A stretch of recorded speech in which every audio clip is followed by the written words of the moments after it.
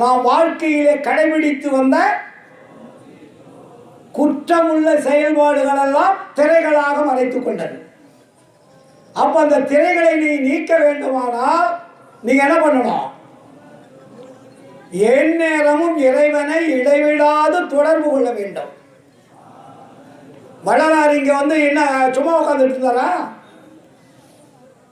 நான் மறந்தேன் எனினும் என்னைத்தான் மறவான் எனது நாயகன் என்று ஆடுகின்றேன்.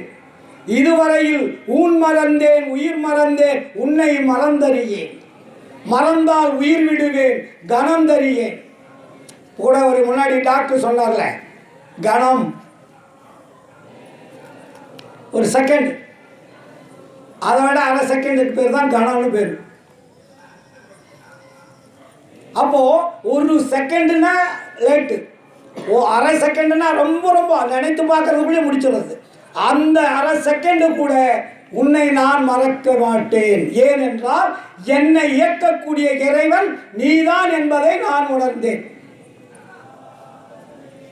இப்போ நம்மளை இறைவன் இயக்கிறார் என்று நாம் நினைத்து விட்ட பிறகு இறைவனை நம்ம மறக்க முடியுமா? அப்போ நீங்க வேற ஒரு உருவத்தை நீங்க வழிபாடு பண்ணீங்கன்னா உங்களுடைய சிற்றவையில் இருக்கக்கூடிய ஆன்மா சீக்கிரம் உடம்பை விட்டு வெளியே போயிடும். அதுக்கு பேர் தான் மரணம். அப்போ மரணத்தை வெல்லக்கூடிய ஒரு வாழ்க்கை இந்த உலகத்தில் இருக்கிறது. அது மனிதனுக்கு கொடுக்கப்பட்டிருக்கிறது. அந்த கொடுக்கப்பட்ட அந்த உரிமையை உண்மையை எந்த சமய மதங்களும் சொல்லல. வள்ளலார் தான் சொல்றாரு. இந்த சித்தி விழாத திருமாலையில் திருவிளக்கை இழுத்து வெளியே வைத்துவிட்டு இங்கே தீபத்தில் ஆண்டவர் விளங்குவதாக பாவனை செய்து வீண்காலம் கழிக்காமல் 28 பாடல்களில் கண்டபடி உங்க வாழ்க்கையை அமைத்துக் கொள்ளுங்கன்னு போட்டார். அப்ப 28 பாடல்கள் எது?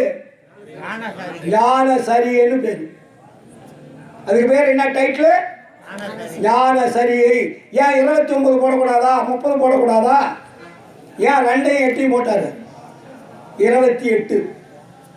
8 2 கூட்டினா என்ன வரும்? 10ல் 0 போயிடுச்சுன்னா நம்பர் 1. நீங்கள் நம்பர் 1 வரணும்.